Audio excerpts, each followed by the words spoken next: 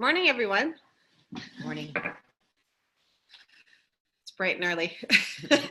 Well, it's not too early, but it's early. It feels early. On Saturday. Yes. So thanks for coming. We have 10 brave people, actually maybe 9. Oh, one more is coming in. We are recording this and we'll link it up to YouTube after and then put the link on our discussion page in case you have other people you know who want to watch it. I'd just like to welcome you all today. I'm not sure where to look. I feel like I need to look at the top. So I'd like to welcome you all today. It's actually not too cold finally. Yeah. It's only like minus 15 or 10 or something. It's warm. Yeah, if you're not from the region, it's been minus 30 and minus 40 for the whole week. So it's been an adventure. Yes, indoor recesses, recesses. But anyway, I would just like to again, just acknowledge that where we are today, we're at Christy's house, her kitchen. And right now where we are is the traditional territory of Anabkiwaju, Fort William First Nation. And, you know, Fort William First Nation and the Anishinaabe people have had a really long history in this area. I would say since time immemorial. And since settlement, we've also had a very strong Métis population in this area as well. And Thunder Bay is currently really a big community space. Thank you. A community space for Anishinaabe people, Cree people, Dene people, Indigenous people really from around the world, and home to many others, including myself. So just like to say welcome. And one more person's coming in. So again, I'm Denise, because we don't always see you on video. And this is Christy. So we have 12, we're up to 12 now. Yeah. So I'm going to do a screen share with you just so you can see the book that we're going to be basing part of what we're talking about today, because it connects really well to module 2 and 3 and some of the work that we're doing. So I'm just going to still getting better at this. Where did I find the screen share? Share. Oh, share. And share. So hopefully you can see that the little book picture that we took this morning. That's the cover of it. It's a book by a man named Parker J. Palmer, and he's a doctorate in education leadership, but he was a teacher and administrator and a lot of other things for a very long time. And now he really just kind of travels around. He's from Minnesota, travels around and talks about education, teaching, leadership, and I think if nothing else, you'll find the work really inspiring. It's not written as an academic book, an academia university type book. It's actually quite easy to read and enjoyable. But he talks about something. I had the opportunity to do a little guest lecture and a university course in the graduate piece just the other day, which was last Thursday, I think. And we talked a bit about one of the chapter 2 in this book is about fear in education, and how really, if you think about it, and you go back to people like Dewey and some of the sort of fathers of education, the school model is sort of predicated on the idea of fear, and so is the idea of authority. So in fact, it's kind of funny, and many of you may experience this sometimes. You may have somebody who will say, oh, well, you know, they're always better for you because you're the principal. And they don't mean, because not always, hopefully they do, that it's they love you so much more. Often they mean because you're the principal, and that gives you a sort of an authoritative space. And so what was really interesting about it was thinking about, and even all the way down the layers to the to student relationships, that we create these hierarchies based on either fear of failure, fear of mistakes. Sometimes it's just plain out fear comes to bullying and things like that. And, you know, for when we come into teaching, I mean, you look most recently politically, you look at what Doug Ford has done in fear of teaching anything outside of a box somebody's prescribed because you might be told on, and you need a job. So it's an interesting dynamic that's going on. And I know in module 2 and then on into module 3, when we start talking about setting directions, we're talking about creating equity and creating these spaces that are really free of fear. But when our system, and if you've done, and I'm sure you took a little work at a little look in the unpacking the backpack, and when you're going through the equity module, I think it's 2.2, you start to think about things like systemic racism. So what I would put out there in the discussion group today is that what I would put out there in the discussion group today is that there's systemic fear built into our education system. So when we talk about creating equitable spaces, how do we do that? How do we undo that systemic fear? And I think it's pretty challenging. I got a chance to read lots of the module 2 responses to unpacking the backpack, and those were really interesting. I know I commented to some of you. It is very difficult to think about, and it's difficult to unravel, because just like systemic racism is embedded in places we don't even see, we don't realize, so is this fear factor in schools. So that's kind of what I'm putting out there in the universe today, Yeah. and what we do in our school, how we build that culture to combat that fear. And if you get into the instructional leadership piece, we're trying to do the same thing there as well. For many of you who are working on math, and I know we have some practicums already coming in mathematics, I know one of the things people keep talking about is children's ability to take risks, and we need them to problem solve appropriately. They need to challenge themselves, be afraid to fail, and then know how to learn from their mistakes. If I can add in, one of the, oh, 1 second, keep going. So these pieces, they're intertwined. This fear idea is intertwined, and sort of breaking it apart is intertwined within, I think, everything we're sort of doing right now, particularly with building relationships and creating these equitable spaces and making room for voices. We were asking people to step into space, including children, we're talking about risk-taking, that they're maybe not comfortable with. And so I'm going to omit Adele here. We lost Denise there for a second. So in that, thinking about that, is there anyone, well, I mean, I don't want to be the only one sharing today. So I'm thinking about if there's a way, whether you're looking at the instructional piece of it, the instructional leadership piece of it, and that means breaking down fear within a classroom. That's what I was going to Yeah, go. One of the practicums that I read yesterday talked about fear, the teacher fear of sharing their student work, and then the fear of potentially being blamed for not teaching effectively. And I think within the instructional leadership and those resources and relationship pieces, that becomes a critical piece for having people take risks, professional risks in a group. And I mean, even in my work at like my Monday to Friday, had that same conversation yesterday, looking at how do we get evidence that students have demonstrated the learning outcomes, and the risk of people not wanting to share their work, because then are we saying the teachers aren't teaching? And so, I mean, we even had that conversation, and it always comes up, and it's built in places we don't even think about it. And it just struck me as when I was talking to this group of graduate students about this idea, and they're in a completely different space than we are. Most of them, in fact, only one of them was a practitioner. The rest of them were all graduate students, so they hadn't been yet in the environment. So it was interesting to talk with them about where you see that idea of fear continually sort of cropping up, and how it might be inhibiting instructional practices, how it might be inhibiting school culture changes, how it might be inhibiting expression and opportunity to be who they are, and the idea of feeling safe.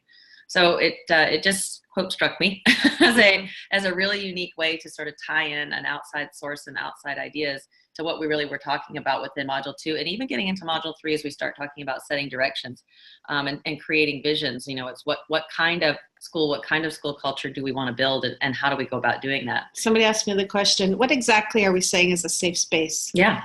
And, many people will have many different definitions, depending on who they are and their own life experiences. So that was another question, because I know that term is often used, and people use it fairly freely, talking about creating safe spaces for kids and teachers. And, we talked a little bit about it in some of the posts about what those safe spaces look like as a professional and a practitioner. But what is it, and safe for who, I think, is always the big question. And that comes back to those pieces where we've talked before about knowing your community, because what is safe for me, it can be very, very different for someone working with me, and that comes from your personal background, your experiences. It can come from your experiences with systems. It can come from, and I always talk, one of the stories I always tell is when we were talking early on, my last school, I had a significant Indigenous population, and there were issues with trust with not just any administration, but just systemic administration. And I said, it's good for me to know that I'm not racist, or I can go in and say I don't judge people for who they are, but I'm undoing something that's already there. And so saying it wasn't enough to step into that space and change it. You really had to work at it and practice and live it. And so that's a really key piece was understanding what your community already believes or thinks. Oh, and so Angie, so we've got some comments coming. It starts with building a school climate and culture where staff and students feel safe to share. Knowing mistakes are a good thing. They are spaces where we learn. So thank you for sharing, Angie. And that's a big piece of it. And I think we were just, as I was just talking about, it's hard to know because some of our staff are much more comfortable taking risks and have a much more laissez-faire attitude to maybe even failure. Like, well, if I make a mistake, I make a mistake. But others really internalize it. And so it's tough to know. As an administrator, sometimes you are nudging people who won't step into that spotlight. And I think that's really important. One of the things I think I learned from Denise working under her really well was sort of tapping people on the shoulder in a way that they were comfortable with, but continue to try to push them into a space maybe they wouldn't volunteer because they often have much to share. Kate, you want to pose a question and So in thinking about, we'll start with developing staff cultures.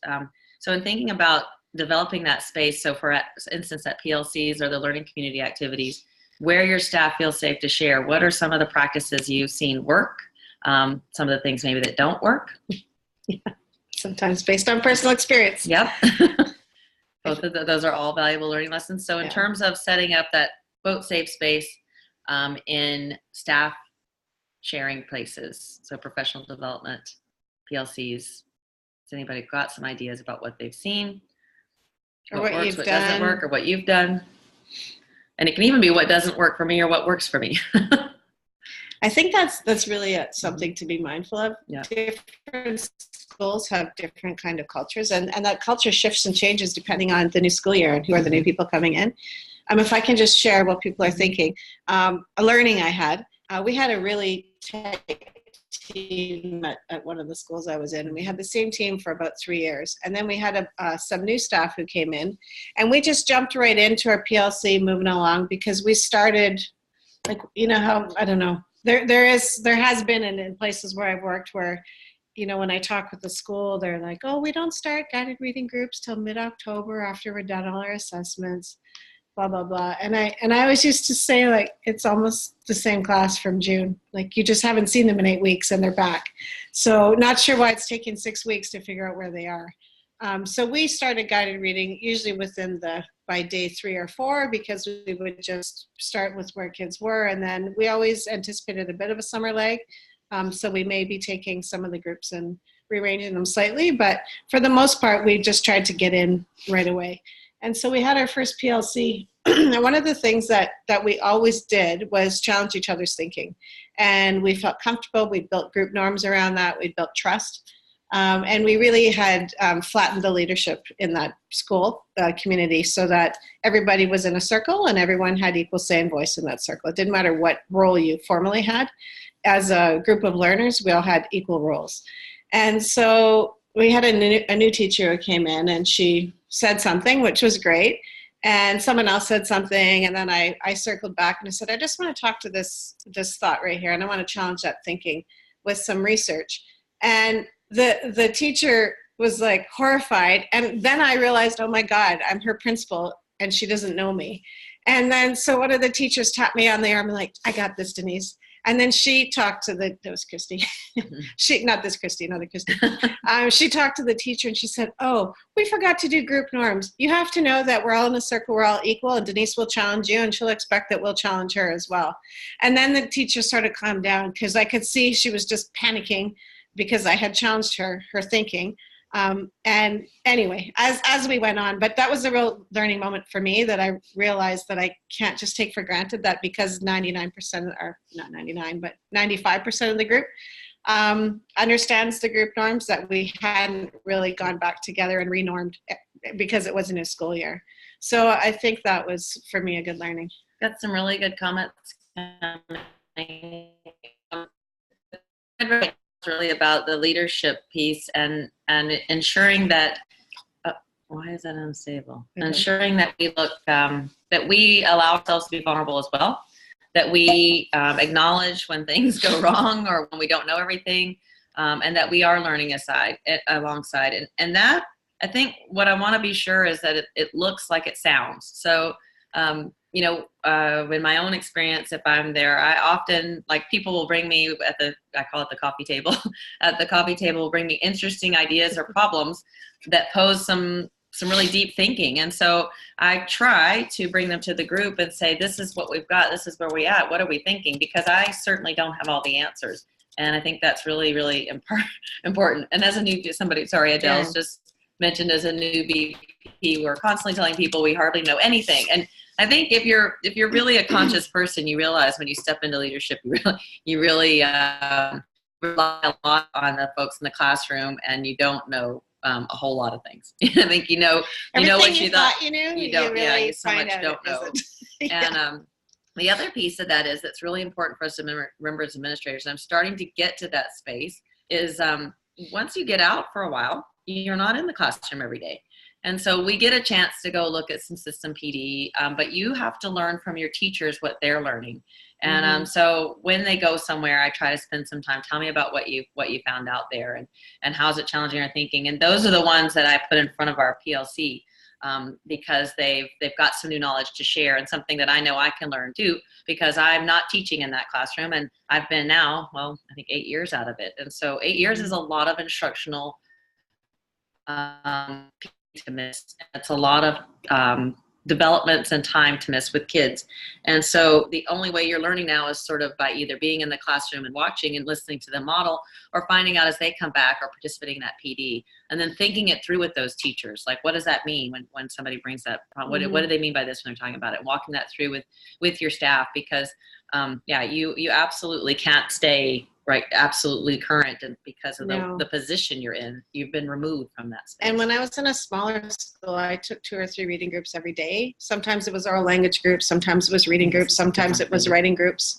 But then I went to a much larger school where we had a full-time VP and myself, and we had 42 teachers and 28 classrooms. I didn't have that time anymore. So I couldn't even get into all the classrooms in one morning. So how I spent my time with students a little different, and how time I spent teaching. I did have groups here and there, but usually only for short-term pieces, not for the full year.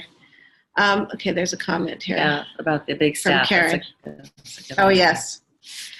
80 staff in our school, and we don't know each other. Yesterday, I led a session where we spent time as a staff getting to know each other, and it was really positive. We need to learn how to build community as a staff so we can understand how to build community with students.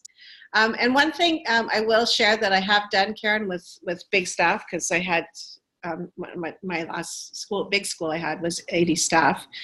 We would start every single session. We would go to the gym, and we would all 80 of us, shoulder to shoulder. And so I did a lot of circle work and circle training for the board and in the region. But we would do rounds, quick rounds. So 15 minutes, we could do 3 quick rounds on 3 topics. And they were not, always I started easy. So it was like if it was September, best thing that happened this summer. And then people would just go round through. And then something I'm looking forward to this year.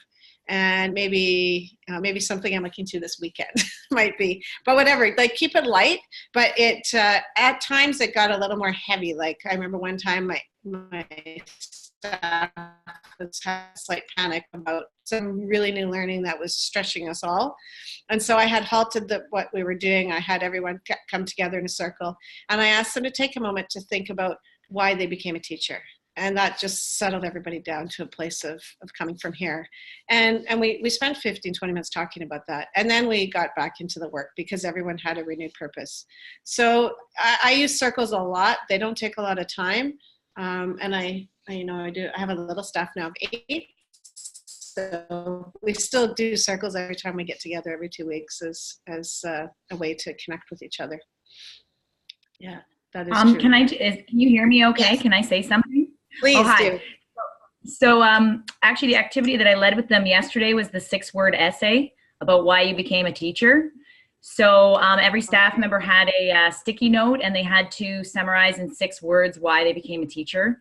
And it was really awesome. I shared my own 6-word essay with them first, just to model and show them a little bit about why I became a teacher. And then they did it, and they had to find someone in the room.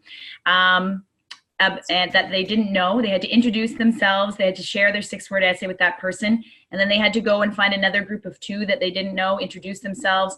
And then what they did was they had to introduce their partner's 6-word essay.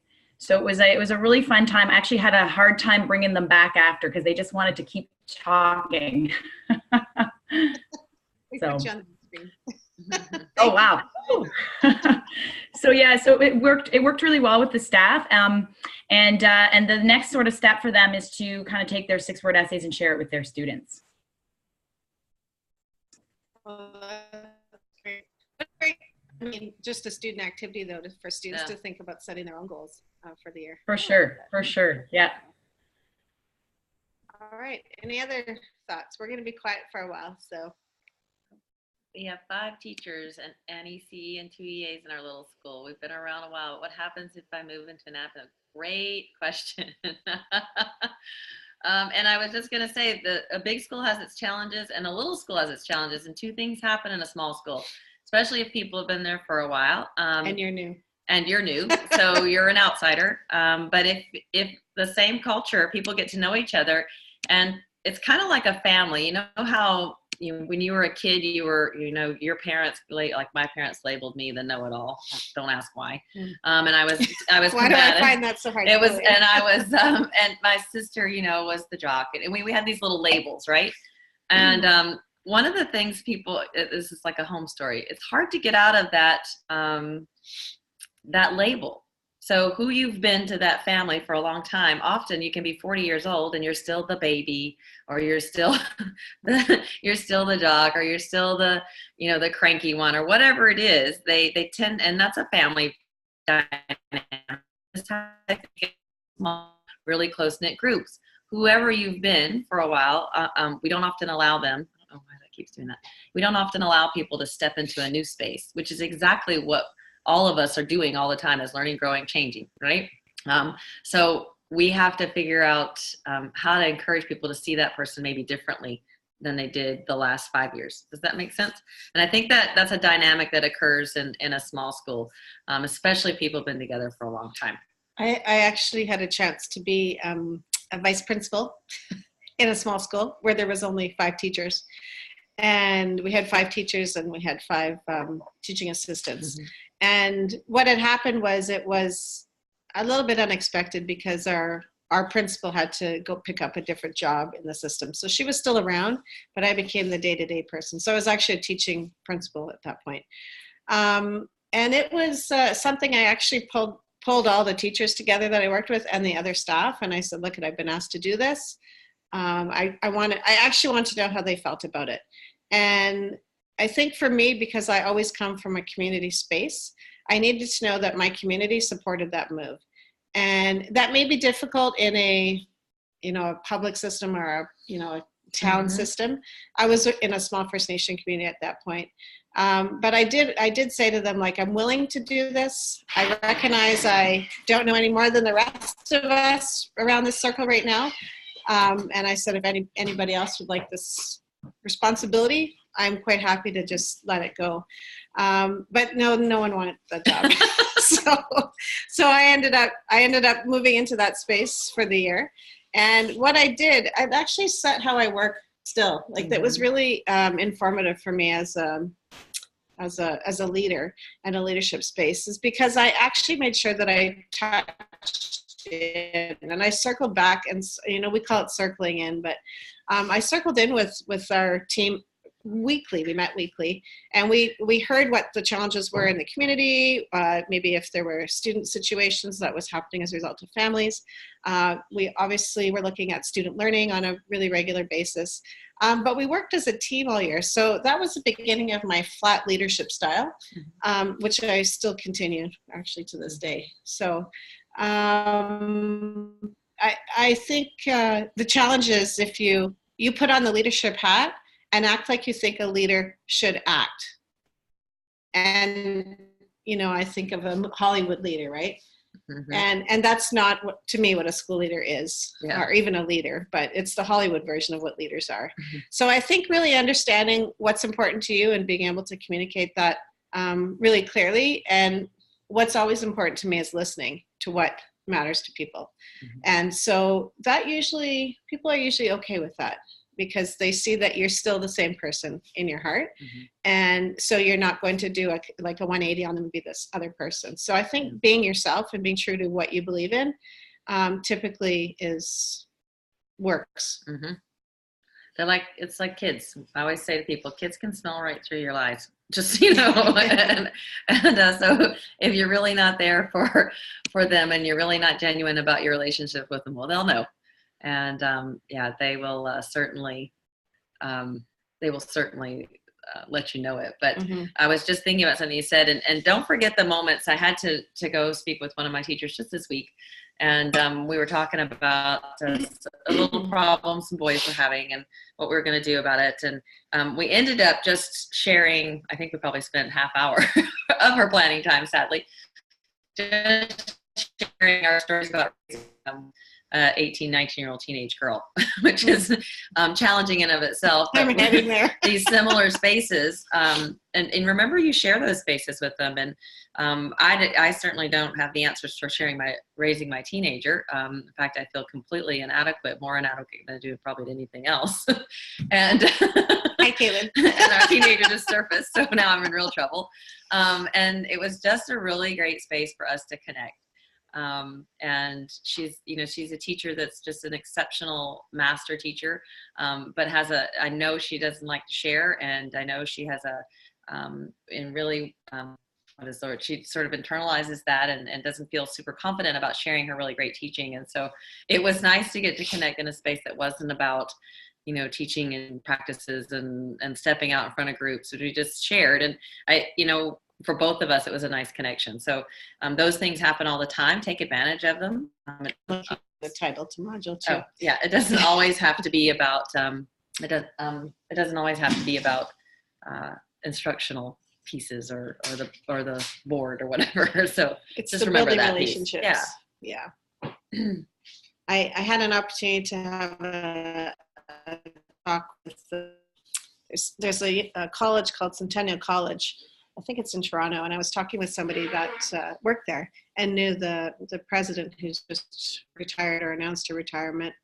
And what I learned just in that short time from their view of her was that she actually made it a point to know all of her employees and know about them personally, know something personal. So, babies being born, sick parents, passing on of family members, people getting degrees in different things and doing their own professional learning. She, I'm assuming, probably with some good admin assistant support, but still made a point of knowing who people were, made a point of being visible in that whole college campus, which I'm sure was a big one, and really was a personal leader and knowing your people. And, there's some other work around knowing your people, and that sounds so possessive, but knowing the people that you work with and the school that you serve, but without being nosy and without being, in people's personal business too much, but just demonstrating that you care about them as human beings, I think is really an important piece to that as well. Okay, anyone want to pop in and add some thoughts? I know it's early, but it is 9:33 now. Yeah, we'd almost be at a recess break in my school. Not that I live by the bells. What were some of the other? There were some very interesting questions from when I was at the grad school from people about like what it really looks like in quote the real world, and that's kind of the way they term it. They look at us, I think, as being in the real world and them being in the theoretical world, which is actually a really good sort of assumption of it. Oh. Let's see, Sarah, my workroom was very interested in discussing. Oh, so you brought it to your school, Sash. Right. Unpacking the backpack. Oh, Can there you are. Do you want to Sash. share? I'm going to put you on the spotlight video. There you go. Hi. Hold on. Am I being heard? Yes. Okay.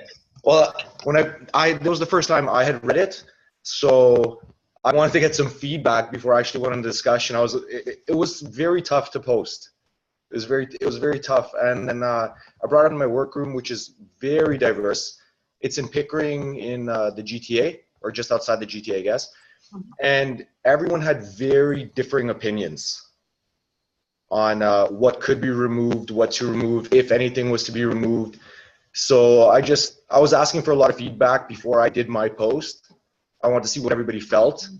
And then the consent, I felt comfortable with what I wrote, and everybody else seemed to think it was fair in my experience. So that helped with the posting. But it definitely brought up a lot of stories, a lot of experiences, and yeah. So it was a very, I don't know, very interesting post, and interesting discussion that was brought up in my school.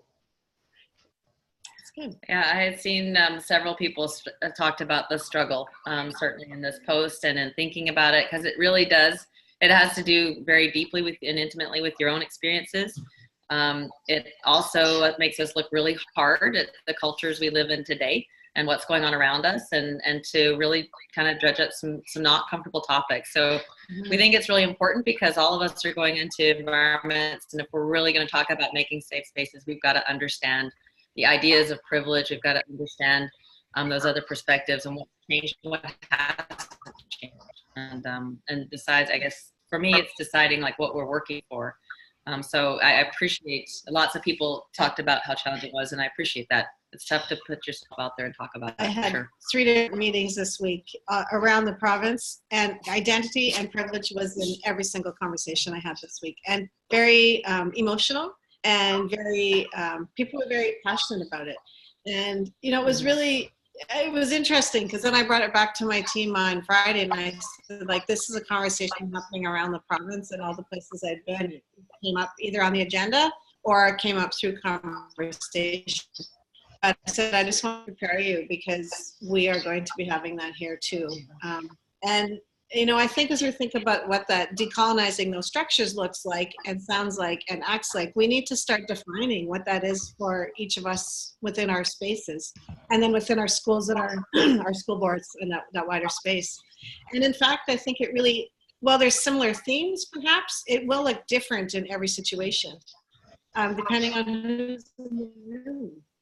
And one of the conversations, I was with a group of the Indigenous leads from around the province at the universities, and one of the comments that was made is, we keep getting calls to lead reconciliation or do reconciliation, and one of the women said, I'm not the one that needs the reconciliation.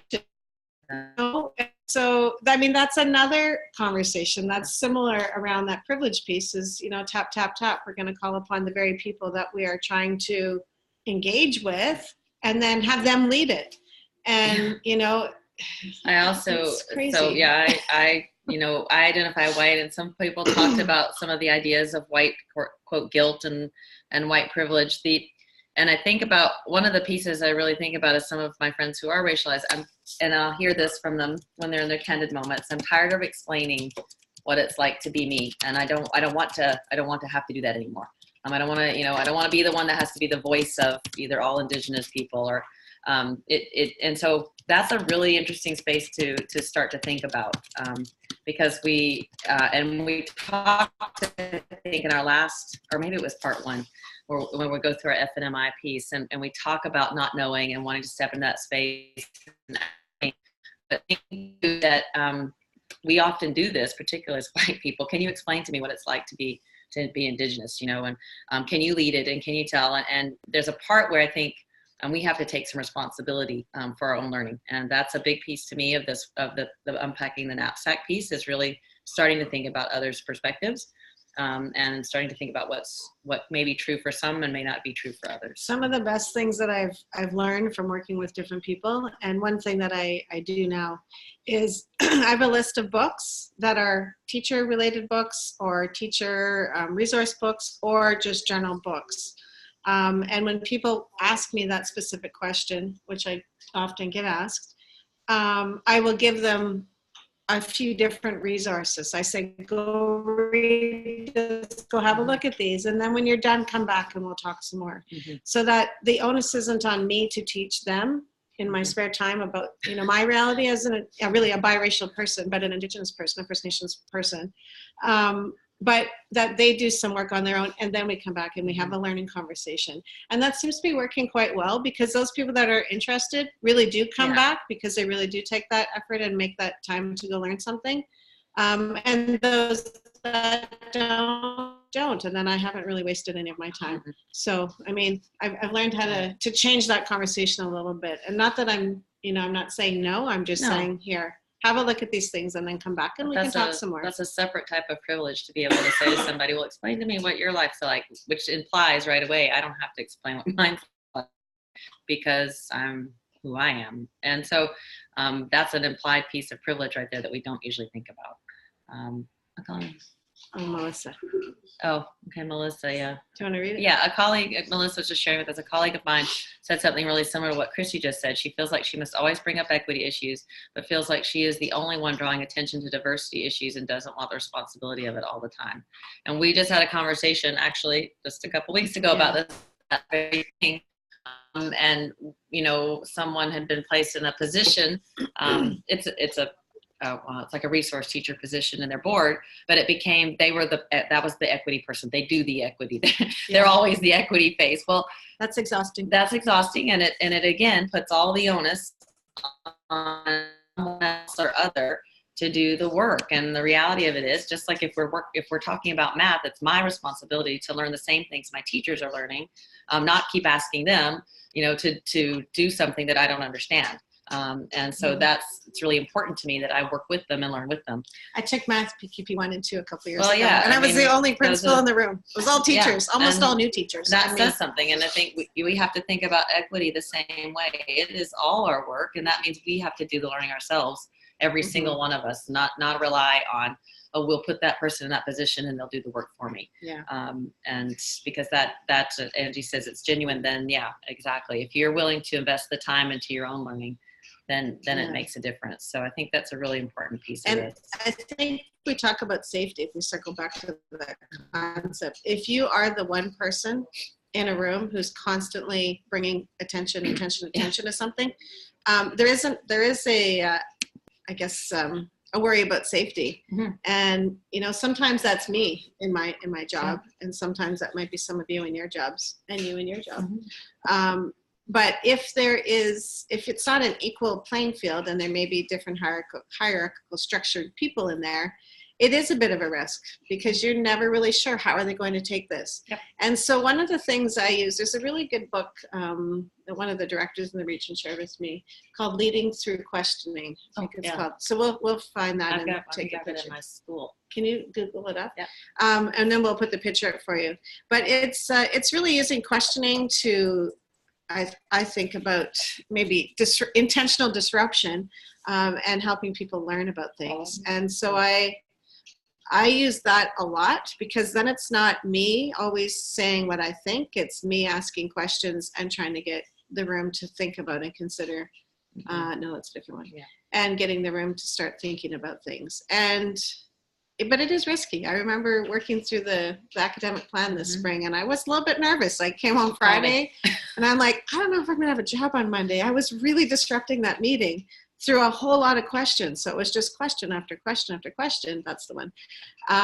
And really, in fact, it actually turned into an amazing academic plan that's just going through the very final stages of approval now because it's gone through multiple layers of consultation. But it was really leading with questions that I was using. So I'll take a picture of that and then we'll put it up and share the screen for someone else. Yeah. Okay, Angie. But I think it connects nicely to our first models that if you believe in something, express it from the heart and from a positive space, others will follow. That's right. And it is about being genuine. Yeah. Absolutely. And connecting to others. But I did really appreciate lots of people expressed the difficulty in this post, which doesn't always happen. So I think if you're really thinking, airdrop. Oh, that's you. That's me. Sorry, she has a Mac. I don't.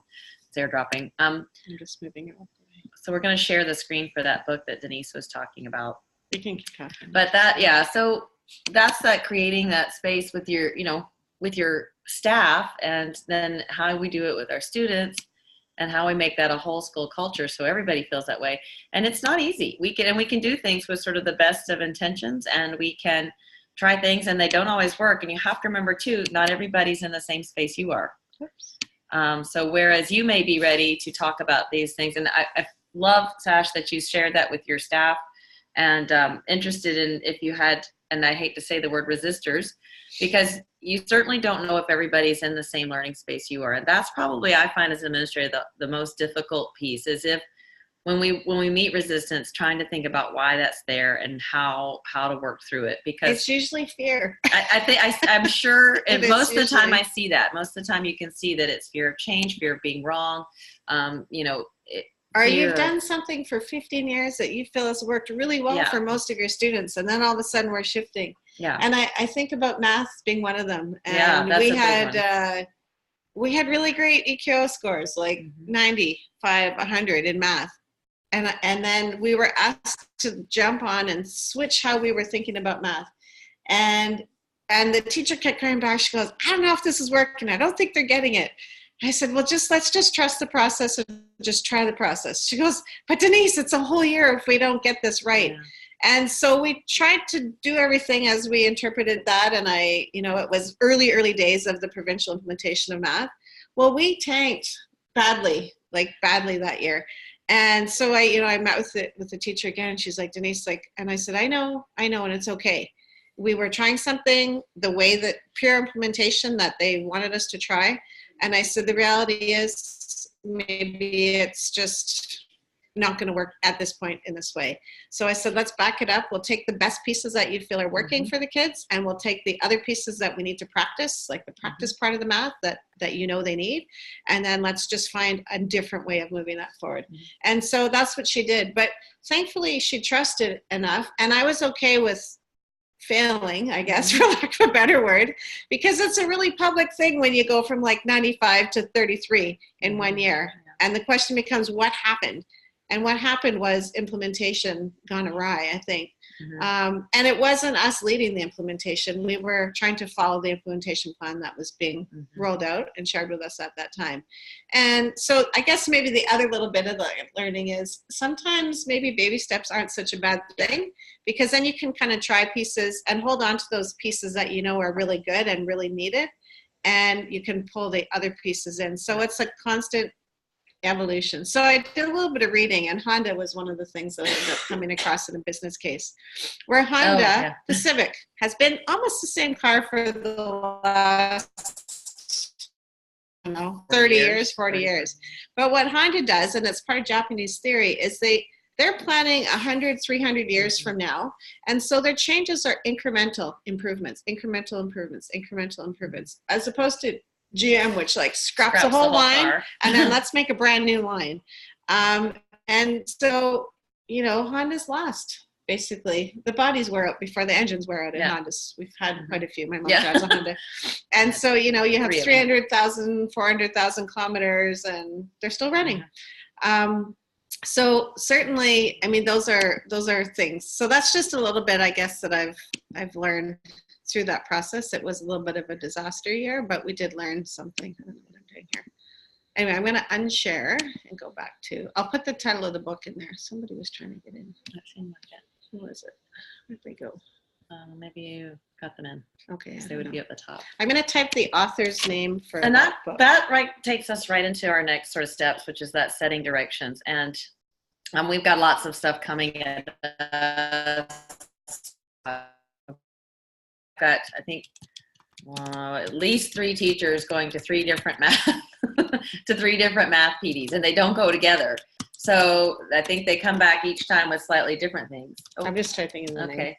Oh, yes. Oh, there's some great questions here, so we'll just follow up on it. So not, Adele, not just what happened, but what is happening in order to build some reflection and practice. That's a great question. What is happening? Why is this coming up this way? The EQI report taught me fear can be paralyzing and sometimes hold you back. Working through making decisions is important. And absolutely, there's no, and that's usually what holds most of us back. Especially if you have something working. when something's going well, when something's not going well, it's easy for me. And I think sometimes people are still afraid to change, because what if what I do doesn't work either? What if it's worse? Yeah, what if it's worse? But when things are going well, it's really, really hard to make a case for why we should make some shifts. And I guess well is relative. Yeah. I think is the thing. A 95 isn't 100. Right. And I know that sounds ridiculous. but it's not. So are there things, little incremental improvements? My school that I'm in now is it's an amazing place full of amazing kids and amazing staff. Were there things we could do better? Sure. Is that sometimes people go, why? Why should we do anything better? Because there's always space for room improvement and growth. And I think if we stay in that mindset, it's a little easier to think about what we can do and what we can do next. One of the things though, when people are coming back with lots of different stuff, we really try to marry it with where our kids are and what our kids' needs are. So I've tried to spend a lot of time focusing us on what our data is showing us, what our whether it's summative, or whether it's baseline work or diagnostic. What does it show our kids are, and what do we think they need? And getting into, like, we're going to dig into a couple pieces of work from some classes, because we feel like it's evident of where those kids are. And then we take those strategies from those PD sessions that we think will help us move in that space. So it means we don't use everything. They don't come back from their PD and they go, we're all going to do this. We're really, really careful about how we choose what we're going to implement and where, and it has to be matched with what your kids and where they are as far as your data shows them. So I think that's improvement. Also asking, why do we need to improve? It means that we have to admit that we always have work to do. Absolutely.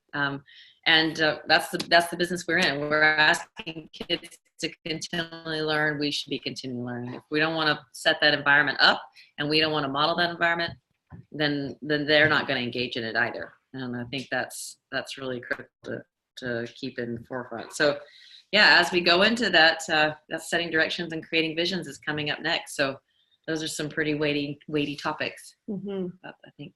Yeah, we're in it now. Yes, and the culture of inquiry. So I think I'm thinking people, just looking at the comments and what we've been talking about, can see how the work in modules 1, 2, the talks about fear, making those spaces, that equity piece, taking risk, leads right into this piece where we're talking about what our vision is going to look like from the school, what we base it on, and then as you get to establishing culture inquiry, how we do that, because they're all quite interrelated. They're not like separate pieces, so it takes some learning to build on the next one. Yeah. Do you have any questions, if not about this, but just general questions? Yeah, because we've got about 9 minutes, so now's a good time. People are posting practicums. Thank you to all those who were brave and bold to do module 2. That means we have some to talk about. Lots of times we have not many in that module because it's so quick. We really appreciate that. Are there any of those kind of procedural questions or anything else anybody's concerned about? We'll take some time to answer those. Thank you to those that we get lots of WhatsApps and texts. We really appreciate that. It's easy to respond right away. So thank you very much. That email, we're not always on the on that email on the course there. So it's really great when you have a question you need an answer right away to jump in there and talk to us on WhatsApp or on our text, because we're happy to talk to you. You're welcome to call too if you want. I'm supposed to post my practicum this module, still working on it. That's okay, no worries. And I encourage people, as every single one of you are probably in the same space, sometimes think life gets in the way. I encourage you to just, if you notice like you're getting towards the end of a module and someone hasn't posted yet, pop back, because one of the reasons we have you do this, one of the most important reasons, is not just for an assignment for us to look at it, it's so you get some feedback from people from all over Ontario. And even outside of Ontario about your practicum and thinking about it, so that you can make it better. So do check back every once in a while if you see somebody was late in posting, so they get a little feedback. That's really appreciated. That's so quiet. I know. We're like, we have to go. I'm going to the market after this. I'm going to the walk-in clinic. Oh. Not for me, my daughter. Anything else? No questions. Everybody's good. Oh, I keep telling my colleagues how great this course is to take this course this way, so we can hear opinions from so many people, different people all over. And I think that was one of the real strengths. You can come say hi if you'd like. That's my daughter's here. That's one of the real strengths of the online format. I know it's, we both took the face-to-face format when we became leaders. And then we created this online course, and the thing that was really important to us was somehow maintaining that the face-to-face piece, which has done some reiterations, but now we're here at Zoom. We love it. Mhm. But one of the key strengths of this is the dialogue is ongoing, and it's with people from all over the province. And indeed, we have people from all over the world that join this course, and that's really, really neat because you get some perspectives you wouldn't normally get if you were in a one space and one time. So we got one of the best pieces of advice my current P gave me as I was implementing after my content in my class was, don't worry about making mistakes. I am certain others will appreciate your efforts and passing along knowledge. And this advice has helped as I forged forward with my students. Thanks for sharing that. And Karen, not everyone can see you in the superstore. I ran into Karen in the superstore. I did too. She did too. You're in Thunder Bay, so it is great when we run into people, and a lot of people come up to us, are you Denise? Are you Christy? So we appreciate that. It's good to get a touch base with you in person, but this is when I'm in the Porter Lounge, I kind of wait. I've met so many students in the Porter Lounge in Yeah. Toronto that come by. Hey, are you? I guess it's me. Then we sit and have a chat.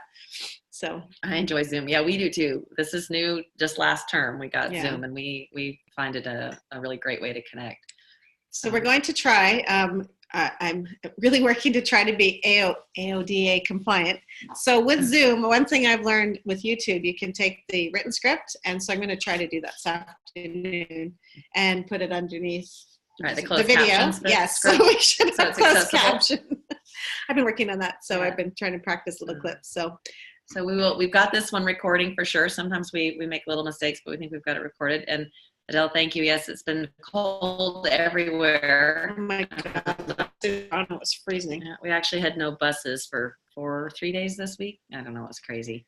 So anyway, it's been a unique week, and hopefully I saw a Facebook meme that said, what did it say? Finally, the end of January's here. It was the longest year ever. So let's hope February is much better. Please, if you have any questions of us, don't hesitate to, like I said, to text us, to WhatsApp us. And if it's not a rush, send an email. Yeah, if it's not a rush, Yeah. we will get to it. But if you feel like, God, I need to know this by tomorrow morning, then please do that. Usually we answer within minutes. Yeah, WhatsApp. WhatsApp and text, I get right away, and I answer as best I can right away, unless I need to do some investigating. Yeah. So if we can help you anyway, let us know. Keep up the great conversation. It's been a lot of fun reading. This is a really engaged group, so I appreciate that. Yeah. All right. Okay. Well, Take happy care. Saturday. Have a great Saturday. Relax. Stay warm out there. And you're welcome, Karen, and enjoy it. Okay. Okay. Bye. Bye. Okay, now I'm gonna end meeting. And I'm going to end the meeting for all.